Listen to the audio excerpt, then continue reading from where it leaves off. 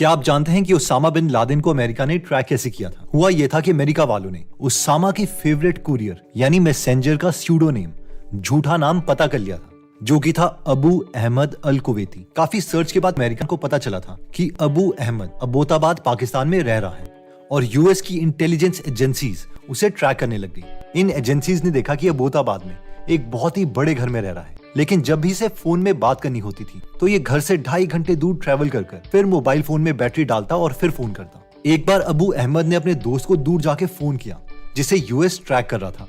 उसका दोस्त अबू से बार बार यही सवाल पूछ रहा था कि तू कहाँ है, क्या कर रहा है। अबू अहमद को इंस्ट्रक्शंस थी कि किसी को कुछ ना बोला जाए, कुछ भी नहीं। लेकिन बहुत बार पूछने के बाद उससे चुप नहीं रहा गया और उसने फाइनली बोल ही दिया। उसने कहा, मुझे जहां होना चाहिए मैं वही हूँ, जहां पर मैं पहले काम करता था मैं वहीं पर काम करता हूँ। उसके बाद उसका दोस्त फोन में थोड़ी देर तक चुप रहा और फिर उसने कहा, अल्लाह तुम्हारी मदद करे।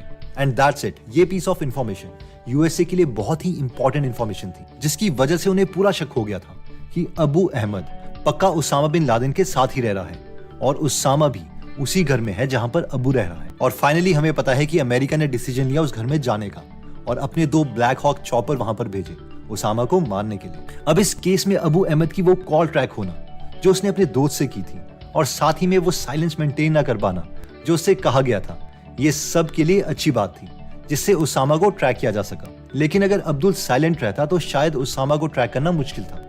आज की वीडियो में हम पावर ऑफ साइलेंस देखेंगे कि किसी भी फेमस थिंकर के अकॉर्डिंग कम बोलने से हमें क्या क्या पावर मिलती है। तो साइलेंट रहने का सबसे बड़ा फायदा है कि you can remain ahead of your competitors.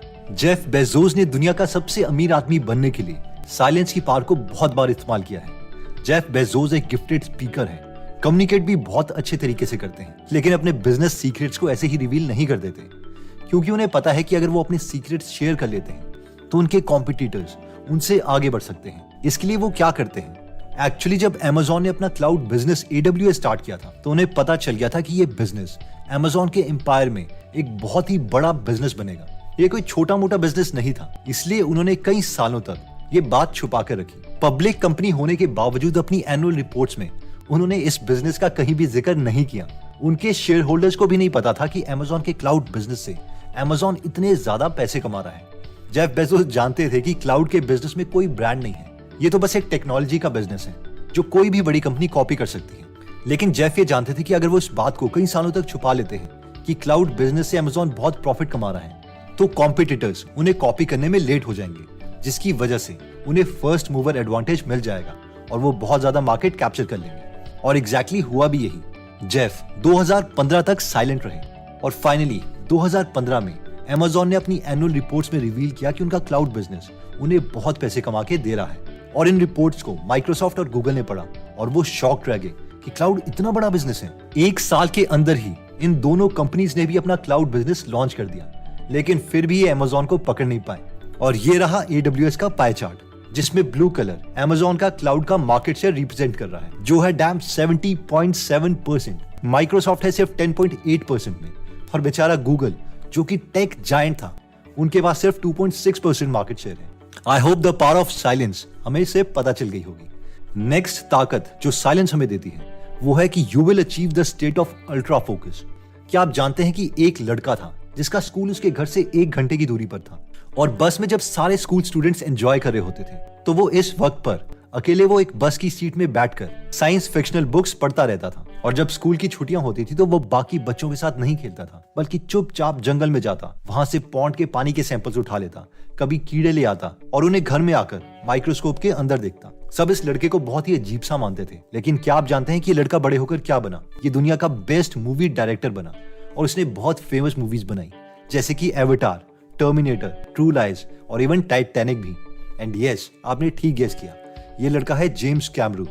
James Cameron कहते हैं कि लोग मुझे बहुत ही इंट्रोवर्ट मानते थे और एक्चुअली में मैं इंट्रोवर्ट था भी, लेकिन शायद एक अल्ट्रा फोकस वाली स्टेट में पहुंचने के लिए ये क्वालिटी बहुत काम आती है। नेक्स्ट ताकत जो हमें साइलेंस देता है वो है कि you will no yourself much better. एक बार एक इंसान गौतम बुद्ध के पास आया जिसके मन में लाइफ से रिलेटेड बहुत से सवाल थे। उसने आके भगवान बुद्ध से कहा कि मेरे मन में बहुत से सवाल हैं जो मैं आपसे पूछना चाहता हूँ, क्या तुम मेरे सवालों का जवाब दे सकते हो? इस पर भगवान बुद्ध ने कहा, हाँ मैं तुम्हारे हर सवाल का जवाब दे सकता हूँ, लेकिन मेरी एक शर्त है। इस पर उस इंसान ने कहा, मैं इतने सालों से इन सवालों का जवाब ढूंढ रहा हूँ। आपकी जो भी शर्त है वो आप मुझे बता सकते हैं। इस पर भगवान बुद्ध ने कहा कि देखो, मेरी यह शर्त है कि तुम्हें अगले 2 सालों तक इस पेड़ के नीचे चुप रहना पड़ेगा। अगर इन 2 सालों में तुमने कुछ भी बोला तो मैं तुम्हारे सवालों का जवाब नहीं दूंगा, लेकिन अगर तुम 2 साल तक चुप रहे तो मैं तुम्हारे हर एक सवाल का जवाब देता रहूंगा जब तक तुम सेटिस्फाई नहीं होंगे। ये सुनकर वो इंसान सोच में पड़ गया। इस पर भगवान बुद्ध ने कहा कि देखो, जो ये इंसान है इसके मन में भी कुछ साल पहले बहुत से सवाल थे और इसे भी मैंने 2 साल तक चुप रहने के लिए कहा, जिस पर सामने बैठा इंसान मुस्कुरा पड़ा। भगवान बुद्ध ने कहा, तो क्या तुम्हें मंजूर है? इस पर वो इंसान हिचकिचाया और फाइनली उसने कहा, ठीक है, मैं आपकी इस शर्त को मान लेता हूँ, लेकिन मुझे 2 सालों बाद अपने हर सवाल का जवाब चाहिए होगा। इस पर गौतम बुद्ध मान गए। 2 साल तक उस इंसान को टाइम का पता ही नहीं चला। शुरू में तो वो बहुत बोर हुआ, लेकिन फिर मानो उसे स्वर्ग ही मिल गया हो। लेकिन गौतम बुद्ध टाइम को नोट कर रहे थे और 2 साल होते ही वो उस इंसान के पास गए और बोले, 2 साल हो गए हैं, तुमसे जो मैंने वादा किया था वो मैं पूरा करूंगा। अब तुम्हारे मन में क्या क्या सवाल है?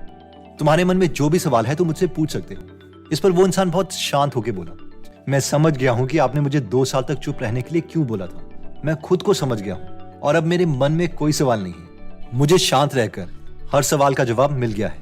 साइलेंट रहने का नेक्स्ट सबसे बड़ा फायदा है कि you can put yourself in danger. Jack Ma बहुत ही फेमस हो रहे थे, वो सेलिब्रिटी से भी मिल रहे थे, जैसे कि Tom cruise, president Trump, even president Obama से भी मिले, बट एक गलती कर बैठे, पावर ऑफ साइलेंस को भूल गए।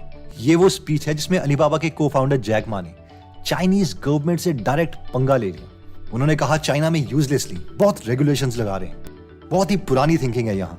इस स्पीच के बाद हम सबको पता है कि जैक मा गायब हो गए थे। एनीवेज, 3 महीने के बाद जैक मा नजर आए। इस बार वो एकदम चुपचाप थे। उन्होंने बस टीचर्स को एड्रेस किया और चले गए। ये चाइनीज गवर्नमेंट का मैसेज भी था कि यहाँ के बिजनेसमैन चाइनीज गवर्नमेंट से पंगा ना लें और पॉलिटिक्स में इंटरफेयर ना करें। वहाँ के बहुत ही ऐसे बिजनेसमैन पावर ऑफ साइलेंस को जानते हैं और अपना काम से काम रखते हैं। For example, Chinese company Tencent के फाउंडर पोनी मा बहुत ही शॉर्ट इंटरव्यूज देते हैं और चले जाते हैं। इतना ही नहीं, हमारे मुकेश अंबानी भी कभी भी ये नहीं दिखाते कि वो किसी पॉलिटिकल लीडर से आगे निकल रहे हैं। जब एक बार इंटरव्यू में इंटरव्यूअर ने उन्हें इंट्रोड्यूस करते हुए कहा कि हमारे साथ मुकेश अंबानी है, जो कि हिंदुस्तान के सबसे पावरफुल इंसान है, तो उस पर मुकेश अंबानी ने कहा, मैं अपने को सबसे पावरफुल इंसान नहीं मानता। नमस्कार, हमारे साथ देश के सबसे पावरफुल व्यक्ति है, नहीं नरेंद्र मोदी जी नहीं है हमारे साथ है मुकेश अंबानी जी। जब मैंने कहा कि सबसे पावरफुल या ताकतवर व्यक्ति हमारे साथ है, किस तरह से आप देखते हैं? आप मानते हैं? नहीं, मैं ये नहीं मानता हूँ, मैं आपको सीरियसली लेता नहीं। नहीं, मैं ये नहीं मानता हूँ, मैं आपको सीरियसली लेता नहीं। नेक्स्ट पॉइंट कहता है कि the first one two speak loses. Recently मेरे कुछ रिलेटिव्स प्रॉपर्टी देख रहे थे, जिसके लिए वो बहुत सारे ब्रोकर्स के साथ कांटेक्ट में आए। बहुत से ब्रोकर्स उन्हें रोज कॉल कर रहे थे कि सर, मैम, कौन सी प्रॉपर्टी आपको पसंद आ रही है, किसमें क्या क्या कमियां हैं, चलो एक अग्रीमेंट बना लेते हैं, डील करते हैं। सारे ब्रोकर्स स्कार्सिटी प्रिंसिपल का इस्तेमाल कर रहे थे और कह रहे थे कि सर, बस ये लास्ट प्रॉपर्टी है, बाकी बिक गई है। कोई डिमांड बढ़ा रहा था, सर जल्दी डिसीजन ले लेते हैं, 3 और फैमिलीज इसी प्रॉपर्टी को देखने आ रही है। और मुझे ये सारी ट्रिक्स पता थी, क्योंकि सारे ट्रिक्स रॉबर्ट चालिंदनी की book influence the psychology of persuasion में दिए गए हैं। लेकिन आप गेस कीजिए कि मेरे रिलेटिव ने प्रॉपर्टी किस ब्रोकर से ली।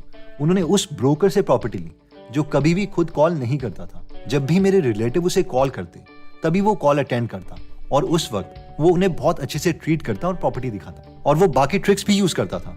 लेकिन सिर्फ उसके साइलेंस की वजह से सबको लग रहा था कि उसमें कुछ बात है। ऐसा लग रहा था कि वो ज्यादा इन चीजों की परवाह नहीं कर रहा। और फाइनली डील उसी ने क्लोज की और ब्रोकरेज फीस उसे ही मिली। नेक्स्ट पॉइंट कहता है कि you will know others people intentions. Chanakya का मानना था कि चुप रहने से तुम बाकी लोगों के इंटेंशंस को समझ सकते हो और तुम कभी भी अपने सीक्रेट्स को किसी को गलती से भी नहीं बोलोगे। चाणक्य कभी भी पहले बात करना स्टार्ट नहीं करते थे, क्योंकि चाणक्य चुप रहते थे, इसलिए उनके सबऑर्डिनेट्स को कुछ ना कुछ बोलना ही पड़ता था और चाणक्य बस उन सबकी बात सुनते रहते। ऐसा करने से चाणक्य अपने सारे सबऑर्डिनेट्स की रियल इंटेंशंस को समझ आता कि कौन क्या सोच रहा है, और अगर उन्हें किसी में भी थोड़ी गड़बड़ी लगती तो उनके बारे में वो और जानकारी इकट्ठा करते। दोस्तों, इस वीडियो में हमने टोटल 6 पॉइंट्स देखे हैं। आप इनका स्क्रीनशॉट जरूर ले लें ताकि बाद में इन्हें रिवाइज कर पाए। इनमें सबसे पहला पॉइंट जो हमने डिस्कस किया था वो था you can remain ahead of your competitors, जिसमें हमने देखा था कि टेक्नोलॉजी कंपनी ना होने के बावजूद Amazon क्लाउड बिजनेस में गूगल और माइक्रोसॉफ्ट जैसे टेक जायंट से आगे निकल गया, क्योंकि वो पावर ऑफ साइलेंस को जानता था। नेक्स्ट पॉइंट में हमने देखा था कि you will achieve the state of ultra focus, जिसमें हमने देखा था कि जेम्स कैमरून टाइटैनिक एवटार जैसी मूवीज इसीलिए डायरेक्ट कर पाए क्योंकि वो अल्ट्रा फोकस स्टेट में थे। नेक्स्ट पॉइंट में हमने देखा था कि you will no yourself much better, जिसमें हमने गौतम बुद्ध की स्टोरी देखी थी कि कैसे कोई इंसान शांत रहकर अपने आप को डिटेल में जान सकता है। नेक्स्ट था you can put yourself in danger, जिसमें हमने जैक मा की स्टोरी देखी थी कि क्योंकि वो साइलेंट नहीं रह पाए जिसकी वजह से उन्हें कई परिणाम सहने पड़े। पर मुकेश अंबानी जैसे बिजनेस टाइकून्स जिनकी नेटवर्थ जैक मा से भी ज्यादा है, वो पावर ऑफ साइलेंस को समझते हैं और जितना रिक्वायर्ड है उतना ही बोलते हैं। नेक्स्ट पॉइंट था कि the first one two speak loses. इसमें हमने ब्रोकर की स्टोरी देखी थी कि किस तरीके से चुप रहने से दूसरों को लगता है कि हम में कुछ पार है, कुछ मिस्ट्री है। नेक्स्ट पॉइंट था you will know other people's intentions, जिसमें हमने चाणक्य की स्टोरी देखी थी कि कैसे कम बोलने से वो दूसरों की इंटेंशंस को समझ जाते थे। दोस्तों, अगर आप साइलेंस से रिलेटेड और नॉलेज गेन करना चाहते हैं तो आप ये बुक पढ़ सकते हैं, quite the power of an introvert या फिर power of now. In book summaries को आप गीगल एप्लीकेशन में भी सुन सकते हैं, जहां पर 170 से ज्यादा फ्री में हिंदी में बुक समरीज अवेलेबल हैं, जिन्हें आप पढ़ भी सकते हैं और सुन भी सकते हैं। अगर आप एंटरटेनमेंट में नहीं बल्कि नॉलेज में इंटरेस्टेड हैं